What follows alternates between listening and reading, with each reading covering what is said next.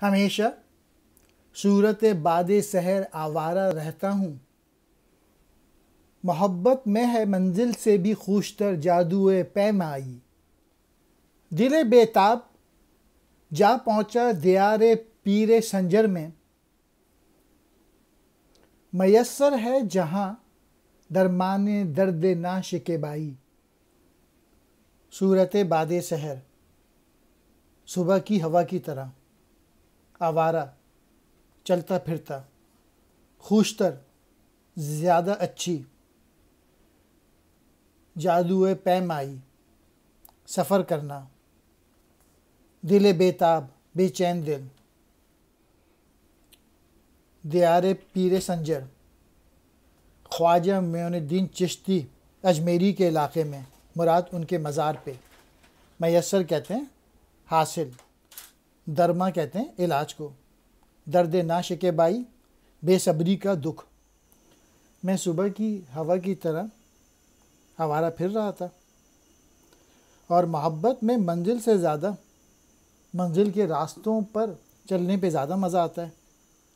یعنی کسی چیز کو پانے میں اتنا مزہ نہیں آتا جتنا کہ اسٹرگل میں، اس پورے پروسیس میں جو مزہ آتا ہے، یعنی منزل میں پہنچنے میں اتنا مزہ نہیں آتا جتنا اس جرنی میں آتا ہے۔ اور میرا دل جو ہے وہ بےتاب دل ہے، اور میں چلتے چلتے اجمیر شریف پہنچ گیا، جہاں پہ ہر درد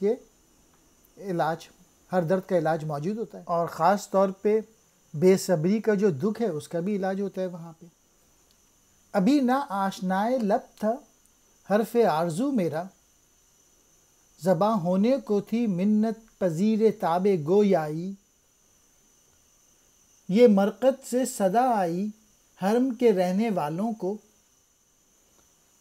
شکایت تجھ سے ہے اے تاریک آئین آبائی، نا آشنائے لب، ہونٹوں سے نا واقف، منت پذیر تاب گویائی، بولنے کی طاقت کی احسان مند، یعنی زبان بولنے ہی والی تھی۔ مرقد کہتے ہیں مزار کو۔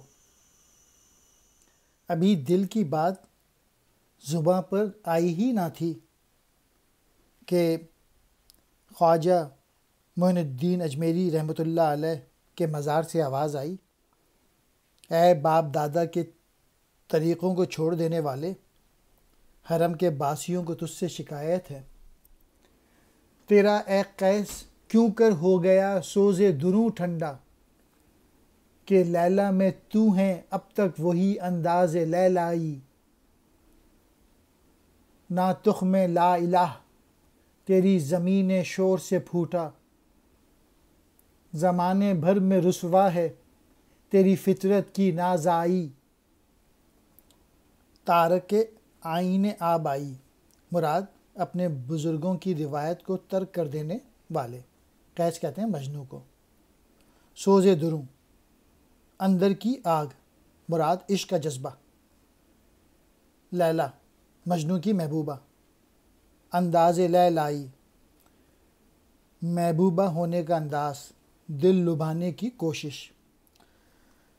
حرم کعبے کے مسلمانوں کو جو ہے نا شکایت ہے کہ تم لوگ جو اپنے مذہبی عقائد کو چھوڑ کر ان سے قطعی طور پر بے نیاز ہو گئے ہو، تم لوگ تو عشق حقیقی میں مجنوں کے مانند تھے کہ اس کے لیے لیلا کا تصور ہی سب کچھ تھا،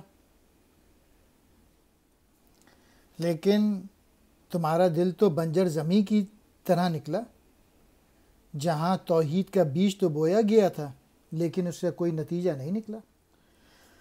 تمہارا دل تو بنجر زمیں کی طرح ثابت ہوا، جس کی وجہ سے تم لوگ زمانے بھر میں رسوا ہو گئے۔ تجھے معلوم ہے غافل کہ تیری زندگی کیا ہے، کنشتی احساس معمور نوا ہائے کلیسائی،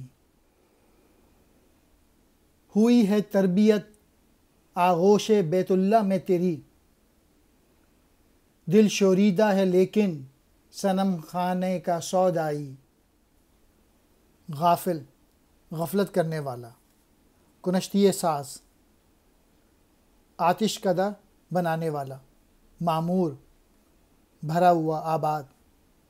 نواحائے کلیسائی، مراد عیسائیوں کے طور طریقے اپنائے ہوئے، آغوش کہتے ہیں گوت کو۔ بیت اللہ، اللہ کا گھر۔ دل شوریدہ، دیوانہ دل۔ صنم خانے، بت خانے۔ سودائی، دیوانہ۔ تمہیں تو اس حقیقت کا علم ہی نہیں ہے کہ تم دنیا میں کیوں آئے ہو، تمہاری زندگی کا مقصد کیا ہے، تمہارا پیشن کیا ہے، اور لگتا ہے کہ تمہارے دلوں میں اسلام کے بجائے دوسرے مذاہب کے عقائد وہ آ گئے ہیں، خاص طور پہ کلیسا کے۔ مگر تیرا دل جو ہے وہ تو بت خانے کا سودائی ہے۔